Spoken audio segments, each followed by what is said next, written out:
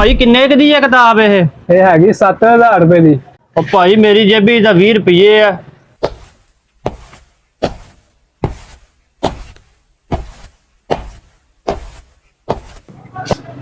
ਭਾਈ ਯਾਰ ਤੁਹਾਡਾ ਬਾਹਰ ਡਿੱਗਿਆ ਪਿਆ ਸੀ। ਬਾਹਰ ਪਿਆ ਸੀਗੀ, ਅਸੀਂ ਆਪ ਹੀ ਰੱਖਿਆ ਸੀ। ਬਾਹਰ ਹੀ ਰਹਿਣ ਦੇਣਾ ਸੀ, ਤੁਸੀਂ ਤਕਲੀਫ ਕੀਤੀ ਇੰਨੀ ਜੀ। ਯਾਰ ਸਫਾਈ ਸਫੂਈ ਕਰ ਲਿਆ ਕਰੋ, ਕਿੰਨੀ ਮਿੱਟੀ ਹੈ ਯਾਰ ਤੁਹਾਡੇ। ਹੁਣ ਮੈਂ ਨਹਾ ਕੇ ਆਇਆ। ਯੂਰਪ 'ਚ ਬੈਠੇ ਆ ਜੀ, ਬੰਦਾ ਸਫਾਈ ਕਰ ਲਵੇ ਕਮ ਤੋਂ ਕਮ ਯਾਰ। ਉੱਤੇ ਕਪੜਾ ਪਿਆ ਜੀ, ਅਸੀਂ ਤਾਂ 2 ਮਿੰਟ ਬਾਅਦ ਕਪੜਾ ਮਾਰੀਦਾ ਉੱਪਰ। 3600 ਮੋਟਰਸਾਈਕਲ ਬਾਹਰੋਂ ਲੰਘਦਾ 2 ਮਿੰਟਾਂ 'ਚ।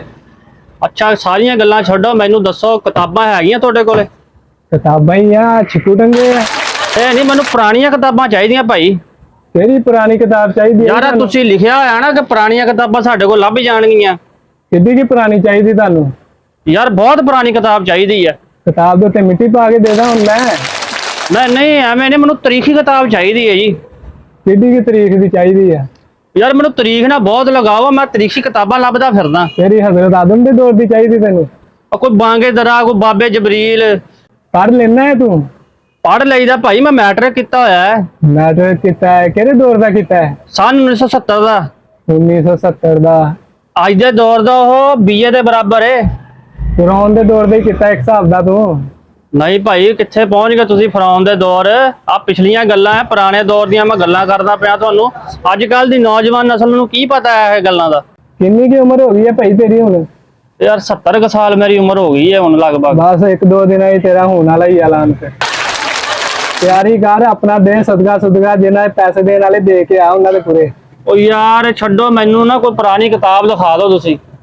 ਕਿੱਡੀ ਕੇ ਪੁਰਾਣੀ? ਕਿਹੜੀ ਤਰੀਕ ਤੈਨੂੰ ਚਾਹੀਦੀ ਹੈ? ਉਹ ਭਾਈ ਕੀ ਹੋ ਗਿਆ, 70 ਸਾਲ ਮੇਰੀ ਉਮਰ ਹੋ ਗਈ ਤੇ 70 ਸਾਲ ਦਾ ਮੈਂ ਲੱਗਦਾ ਨਹੀਂ ਹੈ। ਕੀ ਕਰਦਾ ਇਹ? ਲੱਗਦਾ ਨਹੀਂ ਆ? ਉਹ ਭਾਈ ਰੋਜ਼ਾਨਾ 1.5 ਘੰਟਾ ਮੈਂ ਸਾਈਕਲ ਚਲਾਉਣਾ। ਆ ਲੋਕੀ ਤਾਂ ਅੱਜ ਕੱਲ ਮੋਟਰਸਾਈਕਲ ਤੋਂ ਪੈਰ ਨਹੀਂ ਥੱਲੇ ਲਾਉਂਦੇ। ਚਲਾ ਰਿਹਾ ਵਾ, ਖੜਿਆ ਹੋਇਆ ਵੀ। ਉਹ ਤੁਹਾਨੂੰ ਕੀ ਪਤਾ, ਅੱਜ ਕੱਲ ਦੇ ਬਦਾਮ ਖਾਈਦੇ, ਦੇਸੀ ਘਿਓ ਵਾਲੇ ਦੁੱਧ ਪੀਦੇ ਆ। ਕਿੱਥੋਂ ਦੁੱਧ ਲੱਭਦਾ ਅੱਜ ਕੱਲ ਦੇਸੀ? ਲੈ ਪਤਾ ਨਹੀਂ ਕਿਹੜੀ ਦੇਸੀ ਦੁੱਧ ਦੀਆਂ ਤੂੰ ਗੱਲਾਂ ਕਰਨ ਲਿਆ ਅੱਜ ਕੱਲ। ਉਹ ਭਾਈ ਦੇਸੀ ਖੁਰਾਕਾਂ ਖਾਧੀਆਂ ਹੋਈਆਂ ਤਾਂ ਭਾਈ ਲੈਣਾ ਕੀ ਇਹ ਦੱਸ ਮੈਨੂੰ। ਮੈਂ ਦੱਸਿਆ ਤੇ ਆ, ਮੈਨੂੰ ਪੁਰਾਣੀ ਕਿਤਾਬ ਚਾਹੀਦੀ। ਮੈਂ ਤਰੀਖ ਪੜ੍ਹਦਾ ਬਹੁਤ, ਮੈਨੂੰ ਪਸੰਦ ਹੈ। ਅੱਜ ਤਰੀਕ ਕਿੰਨੀ ਹੈ? ਅੱਜ ਤੇ ਯਾਰ ਤਰੀਖ ਦਾ ਮੈਨੂੰ ਪਤਾ ਕੋਈ ਨਹੀਂ, ਵੈਸੇ ਮੈਨੂੰ ਦੂਸਰੀ ਤਰੀਕ ਦਾ ਬੜਾ ਸ਼ੌਕ ਹੈ। ਤਰੀਖ ਨਾਲ ਲਗਾਵਾ, ਤੈਨੂੰ ਅੱਜ ਦੀ ਤਰੀਕ ਦਾ ਹੀ ਨਹੀਂ ਪਤਾ? ਯਾਰ ਇਹ ਤਰੀਕ ਹੋਰ ਹੈ ਨਾ, ਮੈਨੂੰ ਪੁਰਾਣੀ ਤਰੀਕ ਚਾਹੀਦੀ ਹੈ। ਹਿਸਟਰੀ ਦੀ ਮੈਂ ਗੱਲ ਕਰ ਰਿਹਾ। ਕਿੱਡੀ ਕਿ ਪੁਰਾਣੀ ਹੁਣ ਤੈਨੂੰ ਕਿਤਾਬ ਦਵਾ? ਦਿਖਾ ਦੇ ਕਿਹੜੀ ਕਿਤਾਬ ਤੇ ਕੋ ਪਈ ਹੈ ਪੁਰਾਣੀ। ਕੋ ਪਈ ਵੀ ਹੈ ਕਿ ਐਵੇਂ ਗੱਲਾਂ ਹੀ ਮਾਰੀ ਜਾਂਦਾ? ਕਹਿ ਰਿਹਾ ਮੈਂ ਤੈਨੂੰ, ਵਿਖਾ ਪਹਿਲਾਂ ਮੈਨੂੰ। ਆ ਦੇਖ ਫਿਰ, ਤੇਰੀ 10 ਪੁਸ਼ਤਾ ਤੋਂ ਵੀ ਪੁਰਾਣੀ ਕਿਤਾਬ ਆ ਵਾਲੀ। ਉਹ ਭਾਈ ਐਡੀ ਪੁਰਾਣੀ ਕਿਤਾਬ ਕਿੱਥੋਂ ਕੱਢ ਲਿਆਇਆ ਤੂੰ? ਬਾਬਾ ਆਦਮ ਨੂੰ ਜਾਣਦਾ ਤੂੰ? ਆ ਦੇਖ,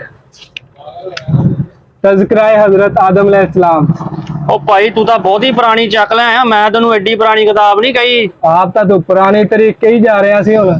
ਉਹ ਭਾਈ ਮੈਂ ਤਾਂ ਕਾਇਦੇ ਆਜ਼ਮ ਦੌਰ ਦੀ ਗੱਲ ਕਰਨ ਦਿਆ ਵਾ। ਉਹ ਤਾਂ ਸਾਡੇ ਲਈ ਕੱਲ ਦੀਆਂ ਗੱਲਾਂ ਵਾ।